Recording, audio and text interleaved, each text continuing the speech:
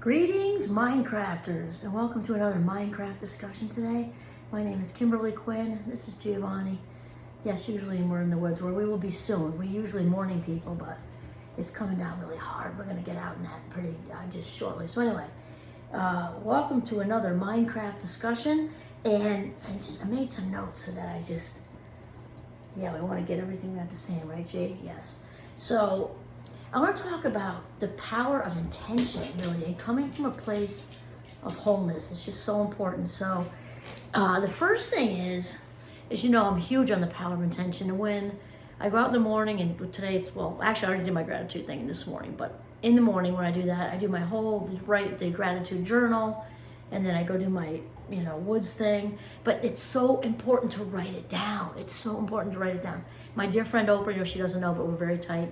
She is big on writing it down, the power of the word. So it certainly is great to say I'm grateful, of course it is, but to write it down. So we're talking about taking that, with the example is gratitude, but our intention. So every single day of my life, as part of my morning routine, I actually declare, it's often in the Jeep, sometimes it's, I have the house to myself or whatever, but I actually say my intention today is to have fun, to have a calm mind, to bring success to everything I do, whether it's a conversation, it's a meeting, it's a whatever, to bring success to everything I do, to be relaxed, to be mindful, to be grateful, to just, you can fill in the blank. But, and also can be specific, to have, as long as we don't attach to outcomes, that's the important thing. I want this meeting, which is stressful for me, I intend for it to come out to unfold in the best way possible, the greatest good for everybody.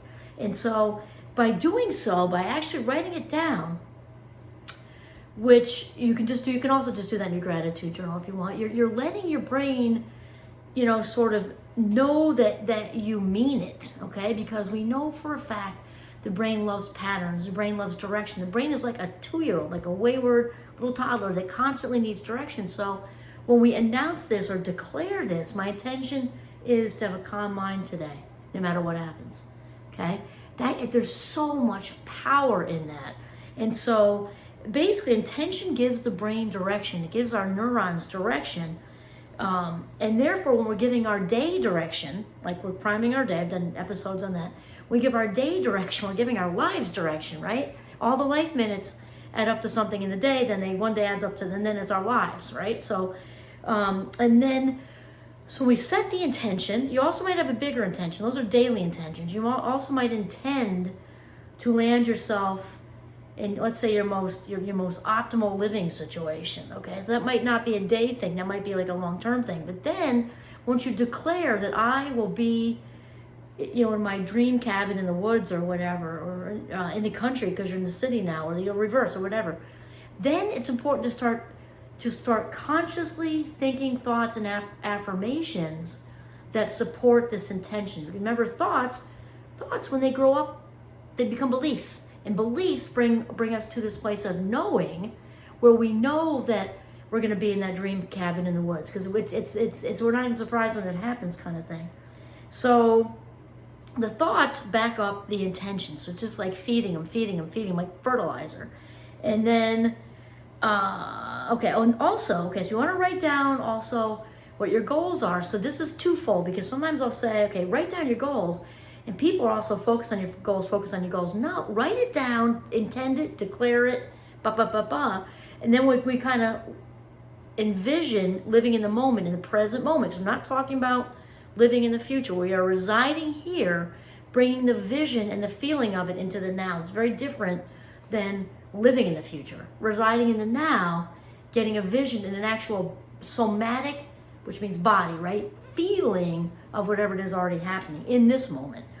Okay, so if you ask yourself, if your intention is I want to feel better, I want to look better, I want to be healthier, I want to be wealthier, I want to be wiser, a little Ben Franklin human there, or travel more, again, have my dream, place, dream job, dream whatever. You want to ask yourself why, really, like what's going on, why am I after this? And then again, feed those thoughts towards that. So we're talking about define and support. Define the intention and then support it with the thoughts. And then we slowly, once we do that, we, like I said, move into the body. The body is very intelligent, very, very intelligent. And the language of the body is feelings, language of the mind is thoughts. And we are one. Some mind, some body, some spirit, obviously. So then we move into the body and actually feel whatever our heart's desire is as if it's already happened. And you're gonna, this is funny because I was inspired by Joe Dispenza today, and he was saying something that I already do. Like, he said, talk to yourself. And when people catch me talking to myself, which is harder these days, everybody, a lot of people have earbuds in. Back in the day, they didn't. So if you were walking down the street talking to yourself, that person might have schizophrenia. I would never make a joke out of that. I'm just saying the truth. In the 70s, if somebody were talking to themselves, people would stare because it wasn't like now where you're probably having a conversation with somebody wirelessly. So it's different. But I've been talking to myself for years, and thankfully I do not have anything like that going on. I've always been kind of an external thinker, kind of process things and walk around and talk about it. So I would say things like that, like I am creative. And Joe Dispenza says, tell yourself, I am a genius. I am a genius. I am creative. I can create anything that I want to. I can start that business. I can invent that new cool thing. I can write that book and say it out loud. Also, there's nothing wrong with getting an intention journal. You can write it right in with the gratitude journal because it tends to go together. This we don't have to do a whole nother one, but if you want to do a whole nother one, do a whole nother one. And then we realize, and just say to yourself, the universe is in my favor. The universe wants what is best for me. The universe is responding to every single thought I think, which you gotta watch because the universe is hearing all of it. So we've gotten into that in other episodes. You want to filter the good stuff out and let the stuff you don't want go away without thinking that you don't want it, because whatever you're focusing on, even if you don't want it, it's going to bring more of what you don't want. So got to be mindful of that. So we're staying with the positive here. The universe knows what I want. The universe knows my heart. The universe knows my best interest. The universe knows what would have me living my highest vibe, whole and completely satisfied and fulfilled best life.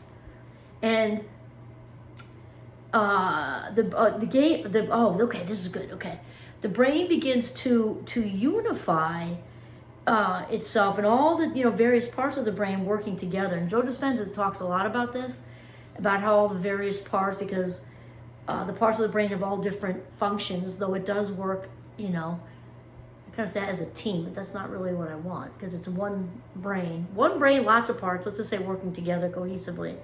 And we know that neurons that wire together fire together, right? So we are training the neurons, we are training the brain, we are the creators of our own life. So I forget who said it, but it was brilliant, about how time flies. The good news is you're the pilot, right? And people don't really get, like, they wake up and start the day and they just throw caution to the wind, like, when in reality, and we do want to let it unfold how it's unfolding. So it sounds like it's a duality, but not really, because even though we don't always have control of what's going on outside us, we can prime our day with intention to have it unfold as the best possible. Absolutely, we can. Because the intention, whatever we focus our energy on, is what we're going to attract. And so if we are focusing our energy on whatever success it is, with the meeting, with the relationship, with the getting the house, whatever it is, the husband chose now to shovel off the deck, apparently. Okay, sorry about the noise. There's a lot of snow. Whatever we focus our energy on is what will be successful. We just know that to be true. So I say it, neurons that wire together and fire together. And Joe Dispenza says it differently. He says, what sinks in the brain links in the brain. So we really want to reside there and be in our mind body. We want to be in our mind body. So here's the big truth here. When the brain is feeling clear, we love clarity. When the brain is feeling clear and coherent, you, me, all of us are feeling clear and coherent. Coherent mind leads to a coherent day, leads to a coherent life. Clarity, clarity, clarity. So we need to be listening to that inner voice, because often I pray every day of my life. I have a very strong, solid inner life. You can call that whatever you want, okay? So for me, it's prayer, and for you might call the universe, if you don't call it God, it's source, it's higher power, it's whatever, you know, the universe, just stay with the universe. But when we put out there the good vibes, the whatever to the universe, the insight we get and the inner voice talking is the universe talking back. So it's very important to realize we're focusing on all this intention and putting our attention, because attention and intention really sums up life. When you got those ducks in a row, you're set. So when we put all that energy out there, all that focus, all that clarity, it's kind of in vain if we're not listening to the inner voice and watching for those green lights, as my friend Tom says. Watch for the green lights, also the red ones, because we stay away from those. Those are resistance. We want to be in a place of allowing. With this, when we come from a place of wholeness and completeness, we are trusting in this divine source, or however you want to call the divine source, that all these good things are coming to us, and we got to listen and watch, because their messages all day long, and we just have to really hear them, like grab the football and run with it kind of thing. Good. Okay, so then your choices, thinking clearly and making, okay, so when we're thinking clearly, we're making good choices. And I'm not talking about deciding you're going to marry. Well, yes, deciding you're going to marry, if anyone, deciding the job, all those really big ones. But even just the small choices in the day that lead you down the right path. So it's kind of like the karma thing. If you think of a branch of a tree, there's a trunk and then branch, right? So once you kind of decide to go after something on this branch, all the other branches are now out of your range and done over, right? Because now your choices are all the little branches off that big branch that you chose. So every little micro decision we make all day long is actually creating our future life minutes. When we look at it that way, it's like, wow. So a coherent, clear mind leads to a coherent, clear, very deliberate life. So, okay, I made more notes. So then when we do all this, we are then coming from a place where we're feeling whole and complete. We're feeling abundant. And when we're feeling abundant, we're not in a place of wanting anymore. And what a blissful place to be in, because in gratitude, I think it was Melody Beatty who says this. She says a lot more about it, but gratitude makes what we have into being enough. When we're in that place where what we have is enough, it just keeps landing in our laps. It's like a faucet you can't shut off. Not that you want to, but you can't. It just, because the universe is like, okay, they can handle this. Let me give them more. When we aren't grateful for what we have, the universe is like, I use the Christmas present or birthday present idea. Somebody walks in, gives you this beautiful present all wrapped and gorgeous with bows, and they hand it to you and they put all this thought into it, and then you say, oh, thanks, you put it on the table. You say, I'll check it out later. I mean, I wouldn't hold your breath waiting for another gift, right? Well, same thing with the universe. We're coming from this place of wholeness and completeness and gratitude, where the smallest gift the universe gives us is huge, then more and more comes. So then, how does an abundant person feel? Oh my God, because this is me. Like, I'm out in the woods very soon, right after this video, and it's just coming. You can hardly see it snowing so hard. I can't wait.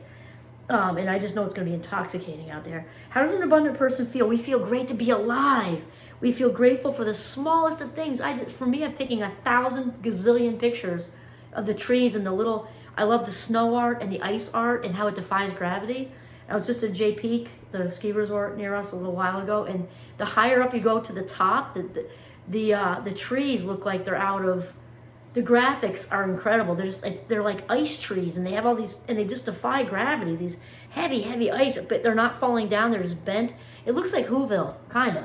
Only, the reality version, but it's just so beautiful.